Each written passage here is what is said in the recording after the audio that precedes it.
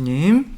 네, 오늘은 연중제 15주간 월요일 복음 묵상입니다. 함께 하도록 하겠습니다.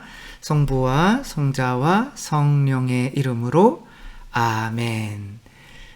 오늘은 예수님께서 12사도를 파견하시면서 이제 마지막 당부를 하시는 내용이고, 내용은 다 비슷해요. 이렇게 가서 복음을 전하고, 근데 너희들이 전하는 복음을 들으면 이제 가족끼리 갈라지게 된다, 이런 말로 시작을 하셔요. 저도 복음을 받아들이면 제가 하느님께서 너는 사제가 되라 그랬더니 아버지가 기껏 대학을 가르쳐 돈 많이 쓰고 대학을 가르쳐 놨더니 사제가 된다니 절대 안 된다. 그러니까 저는 아버지의 말씀을 따라야 될까요? 하느님의 말씀을 따라야 될까요? 그래서 저는 하느님의 말씀을 따르는 거죠. 이런 것처럼 어떻게 보면 저희 아버지가 원수가 아니지만 아버지가 이제 나중에는 이제 제가 신학교 가겠습니다 그랬더니 아버지는 밤새 잠을 못 주무시더라고요. 그러면서 새벽 한 3시인가 4시쯤에 깨우시면서 그래, 네가 네 인생이니까 네 뜻대로 해라 라고 이렇게 해주셨죠. 어쨌거나 또 하느님을 믿고 하는 데에서 이렇게 가족끼리 갈라지는 일이 많이 벌어지기 때문에 예수님께서 나는 평화가 아니라 이렇게 칼주러 온 거다. 그러니까 어떤 삶의 방향을 바꿔주러 오신 거죠. 그리고 이 사도들도 그런 것을 전하는 거기 때문에 너희를 받아들이면 나를 받아들이는 거고, 나를 받아들이면 아버지를 받아들이는 건데, 근데 이제 받아들이는 게 도대체 뭘까? 저희가 예수님의 가르침을 받아들인다는 것은 도대체 뭘 받아들이는 걸까요? 우리가 인생을 이렇게 살아나가면서 정말 많이 찾는 게 인생의 의미죠. 내 삶의 의미는 뭘까? 나는 왜 살아야 될까? 삶의 의미, 존재의 이유는 무엇일까라고 이렇게 찾기도 하죠. 그래서 많으신 분들에게 이렇게 여쭤보기도 하고, 하지만 명쾌한 대답을 주시는 분들이 많지 않죠. 그래서인지 그런 해답을 우리나라 분들은 특별히 많이 못 찾으시는 것 같아요. 그래서 극단적인 자살을 선택하시는 분들이 세계에서 우리나라가 1위죠. 그러니까 막 돈만 보고 살아왔더니 나중에 남는 게 하나도 없어요. 내 장례식 때 나를 위해서 울어주는 사람이 하나도 없어요.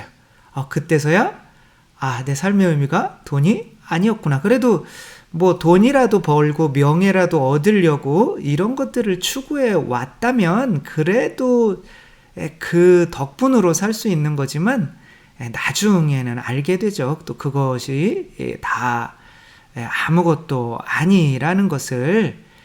그래서 제가 이렇게 한번 유명하신 분들이 삶의 의미는 무엇인가 라는 대답에 대해서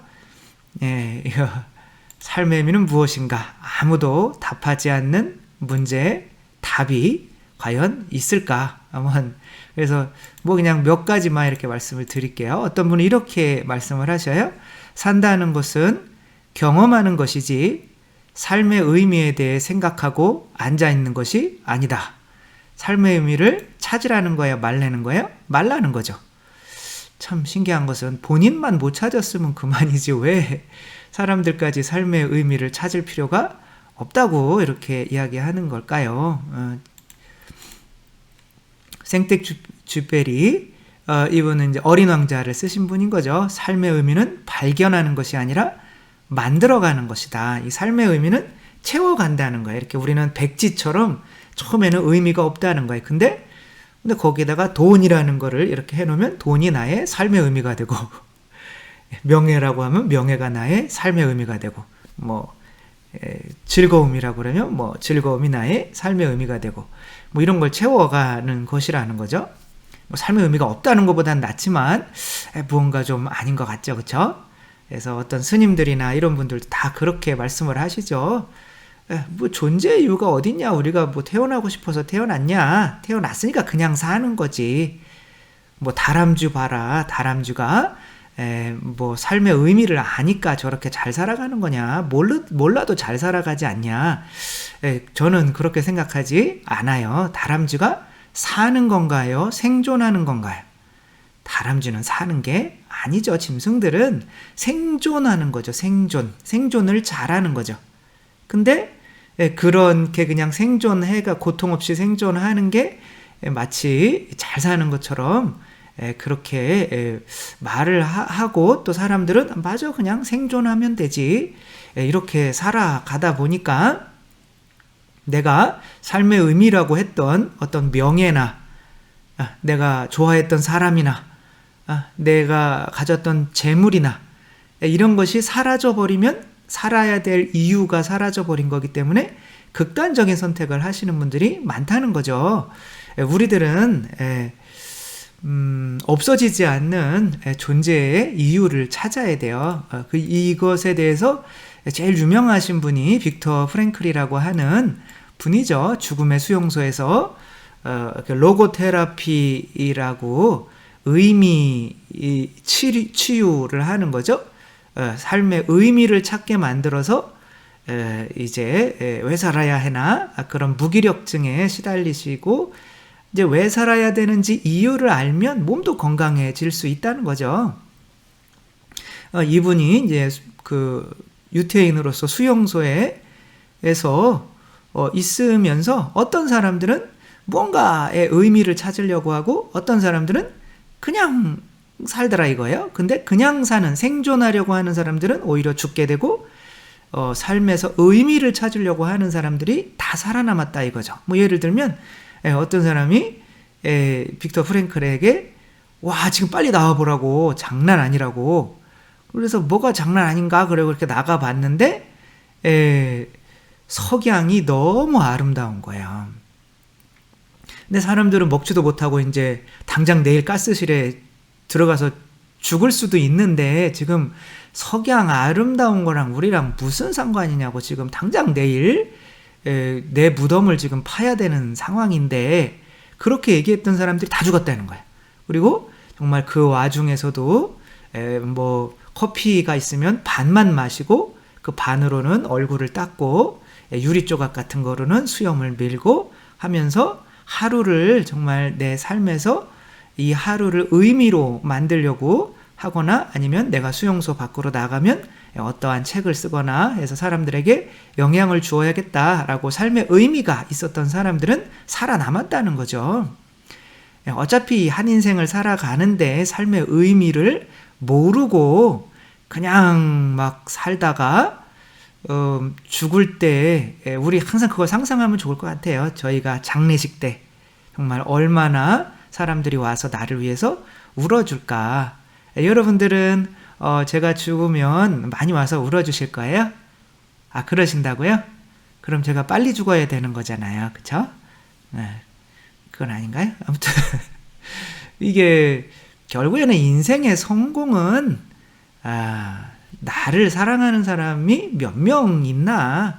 저는 그거 같아요. 그게 성공이지 뭐. 돈 아무리 많이 벌어도 뭐 나를 위해서 울어줄 사람이 아무도 없다고 하고 내 재산만 탐내고 장례는 이거 언제 끝나는 거요? 또 장례 나가지고 또 돈 나가게 생겼네. 바쁜데. 막 이런 사람이 되어버렸다면 참 인생이 그런 거죠. 그래서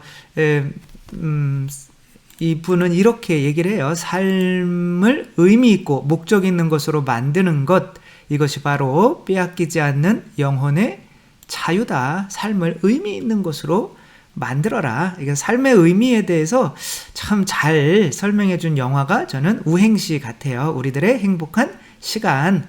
그 소설을 누구시죠? 공지영 작가인가요? 그분의 우리들의 행복한 시간, 그것을 이제 이렇게 한 건데, 이 여자 이나영 씨하고 이제 강동원 씨 비주얼이 장난이 아니죠. 이제 이 강동원은 어떠한 사람이냐면, 아빠에게 어렸을 때부터 구타를 많이 당해서, 강동원의 동생은 눈이 멀었어요. 그래서 엄마를 고아원에서 이제 도망쳐 살다가 엄마를 찾아갔더니, 여기 있으면 아빠한테 맞아 죽으니까 다시 고아원으로 가라. 그런데 어떻게 다시 고아원으로 갈 수가 없었는데, 동생이, 그러니까 부모님한테도 다 외면을 받은 거죠. 부모님이, 그리고 동생이 이제 얼어 죽죠. 그리고 이제 정말 자기를 사랑하는 사람을 한 명 사귀었다고 생각을 해서 그 사람을 위해서 그 사람이 뭐 자궁외 임신을 했다고 해서, 이 사람들이 있는 데서 제 얼굴을 나타내기 싫어서 안 하려고 했는데, 그냥 하여튼 그랬는데, 이제 그것도 다 거짓말이었던 거죠. 바람 피면서 돈 벌어오라고 이제 일부러 그랬는데, 급하게 이렇게 해야 되니까 도둑질을 하게 되는 가운데서 이제 아는 형이랑 같이 갔는데, 형이 이제 또 거기서 사람을 죽이게 되고, 근데 와봤더니 애인도 사실은 다 거짓말이었고, 그래서 세상에서 나를 사랑해줬던 사람이 아무도 없는 거죠. 그래서 재판 때 내가 다 죽였다 그러면 이제 사형을 자기가 일부러 그냥 죽고 싶어서 살 의미가 없는 거죠. 그러니까 삶의 의미가 뭐겠어요? 나를 살아갈 수 있게 하는 힘, 당연히 내가 사랑하는 사람인 거죠. 그 사람 때문에 사는 거죠. 그렇죠? 저한테도 아주 가끔은 굉장히 이제 심각한 상담이죠. 죽고 싶은데 정말 자식들 봐서 죽지 못하겠다고 이렇게 말씀을 하시는 분들이 계셔요. 그러니까 자식들을 사랑하니까 그게 삶의 이유가 되는 거죠.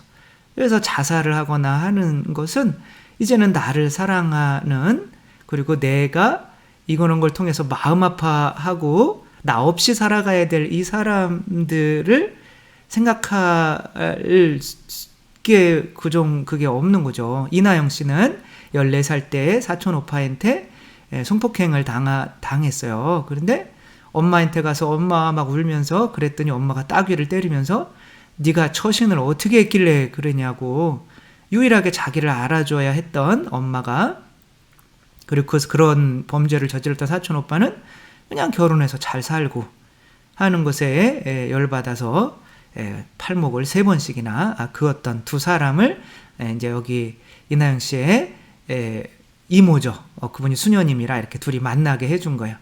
그러다 보니까 둘 다 죽을 이유, 살아야 될 이유가 없는 사람들이라 얘기하다 보니까 서로의 그런 옛날 이야기들을 털어놓게 되고 공통점이 있는 거예요. 그러다 보니까 둘이 사랑하는 마음이 생기죠. 그럴 때 이 강동원 씨가 이제 어차피 사형수니까 죽어야 되잖아요.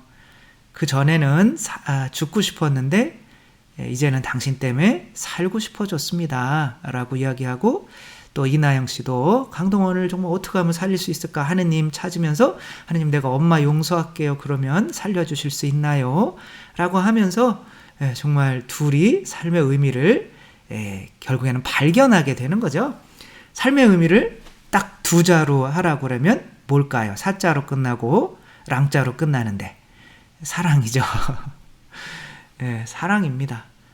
왜 사랑이 삶의 의미가 되는 걸까요? 하느님은 무엇일까요? 하느님은 사랑이시죠. 그렇죠?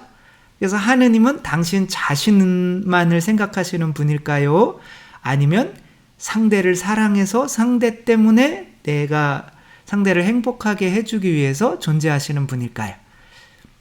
예수님은 세상에 내려오셔서 당신 행복하려고 결혼하고 돈 많이 벌고 먹고 마시고 그랬나요? 아니면 아버지를 기쁘게 해드리기 위해서 아버지의 뜻을 따르기 위해서 이 세상에서 사셨나요? 이 세상에서 사셨죠. 아버지를 사랑하는 것이 존재의 이유인 거예요. 그런데 이분들의 이 사랑은 너무나 완전해서, 그러니까 이제 존재에 살아야 되는 이유를 모르면 죽는 거잖아요. 무기력증에 걸리거나 자살을 하거나.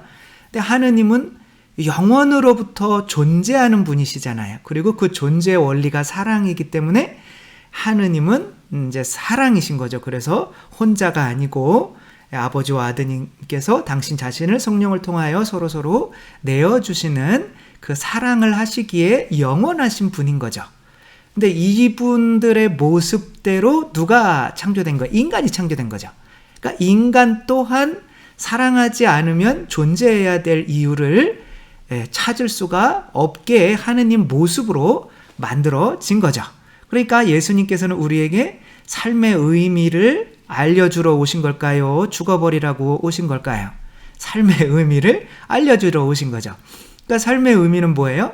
사랑인 거죠. 그러니까 그 사랑을 할 수 있게, 근데 이 세상에 있는 존재들을 사랑하는 것은 한계가 있죠. 또 돈 좋아하고 명예 좋아하고 이제 뭐 그런 것들은 정말 그런 걸 추구하는 사람들은 정말 막 좀 그렇죠. 사는 게 아니죠. 막 돈 때문에 울고 걱정 근심하고 막 그런데 이제 사람을 사랑하는 거는 너무 좋죠. 너무 좋지만 또 한계가 있죠. 아까 강동원 씨처럼 애인에게 또 부모에게 배신당할 수도 있는 거죠. 그러면 삶의 의미를 잃어버리는 거잖아요. 그러니까 우리를 영원히 존재하게 만드시려면 우리가 영원히 가지고 있어야 되는 삶의 의미, 그것이 바로 하느님을 사랑하는 거죠. 마음과 몸과 모든 힘을 다해서 하느님을 사랑할 수 있게 하느님이 우리를 얼마나 사랑하셨는지를 보여주러 오신 거죠. 복음 전파는 그런 거죠. 그래서 교회가 전하는 것은 하느님은 우리를 사랑하십니다. 그래서 우리도 하느님을 사랑해야 합니다. 그게 삶의 의미의 전부입니다. 이거 전하는 거죠. 예수님도 그거 전하셨고, 그래서 너희들을 받아들이는 이는 나를 받아들이는 거고, 나를 받아들이는 이는 아버지를 받아들이는 이고, 그래야 영원히 사는 거죠. 자살 생각을 절대 안 하는 연령대가 있어요. 정상적인 가정에서 태어났다면 언제일까요? 이 애들은 자살 생각을 안 합니다. 왜 그럴까요? 이 애들은 부모님께 사랑받으니까 내가 부모님을 기쁘게 해드리기 위해서 반드시 살아야 돼요. 저도 성탄 크리스마스 때 집이 가난해서 많은 걸 먹지 못하는 상황에서도 그 크리스마스 때 이제 성당에 가니까 먹으라고 뭐 이렇게 봉지에 싸서 이렇게 과자하고 사과하고 이렇게 준 거예요. 근데 제가 어렸을 때는 좀 착한 마음이 있었던 것 같아요. 그거를 엄마 아빠와 함께 나눠 먹으려고 그 사과 과자를 뭐 저희는 걸어서 1시간 걸렸는데 그 추운 손 벌벌 떨면서 엄마한테 이렇게 갖다 드렸던 기억이 나요.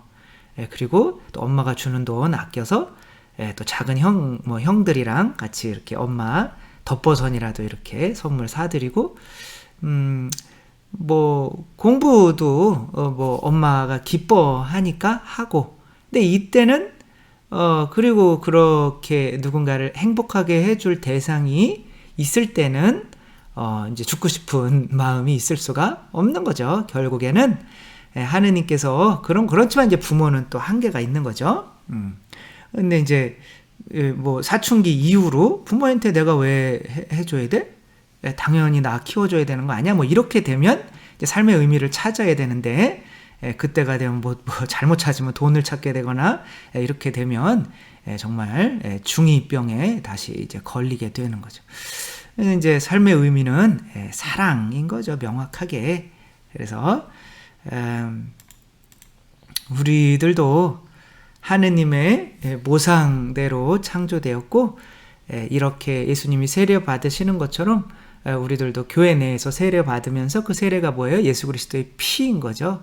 그리고 살과 피 먹고 마시면서 하느님께서 우리들은 뭐 누군가를 위해서 손가락 하나 잘라주기도 힘들잖아요. 하느님께서 당신 자신을 우리에게 생명으로, 음식으로 이렇게 내어주셨기 때문에 우리들은 하느님을 사랑하게 되고, 그래서 하루를 살더라도 하느님을 기쁘게 해드리고 싶다. 하느님 너무 그래서 매일매일이 정말 활기 있고 힘이 있으려면 하느님을 조금 더 사랑하려고 하는 그 마음이 우리가 하루하루 살아가는 가장 중요한 목표가 되어야 하겠다. 하느님을 많이 사랑하는 만큼 이웃을 많이 사랑하고 또 그만큼 이렇게 살아가야 되는 이유가 크기 때문에 그만큼 더 건강해지고 그만큼 더 부지런해지고 그만큼 더 열심히 살게 되고 그만큼 더 많은 또 일을 하게 되고 된다는 거를 생각하며 삶의 의미는 반드시 있다. 그게 이제 존재의 의미인데 그 존재의 의미는 존재 자체이신 분이 사랑이시기 때문에 그 존재의 의미는 사랑이다. 그래서 이렇게 뭔가 아무것도 없어서 이제 어디로 가야 되지 하는 그런 삶이 아니라 우리는 계속 한 계단 한 계단 나는 오늘 조금 더 하느님 사랑하고 조금 더 이웃 사랑해야지 라는 마음으로 이제 살아갈 수 있으면 좋겠고, 그 복음을 이제는 삶의 이유가 생겼다는 그 복음을 전하라고 이 사도들을 파견한 것이니까 우리들도 그런 사랑이라는 절대 가치를 내 삶의 의미로 가지고 또 이웃들에게도 우리들도 이렇게 나가서 전할 수 있는 우리 모두가 되었으면 좋겠습니다. 삶의 의미 사랑이죠, 그렇죠? 이 세상에 있는 절대적인 유일한 가치가 있다면 사랑인 거죠. 그 사랑을 증가시키는 것 외에는 이 세상에서 우리를 기쁘고 가치 있게 살 수 있게 만드는 게 없다는 거를 전하는 게 복음을 전하는 것이라는 거 또 생각하며 더 사랑하는 오늘 하루가 되셨으면 좋겠습니다. 주님께서 여러분과 함께 전능하신 천주 성부와 성자와 성령께서는 여기 모인 모든 이에게 축복을 내리시어 길이 머물게 하소서. 주님을 찬미합시다. 하느님 감사합니다. 성부와 성자와 성령의 이름으로 아멘. 네, 감사합니다. 사랑합니다.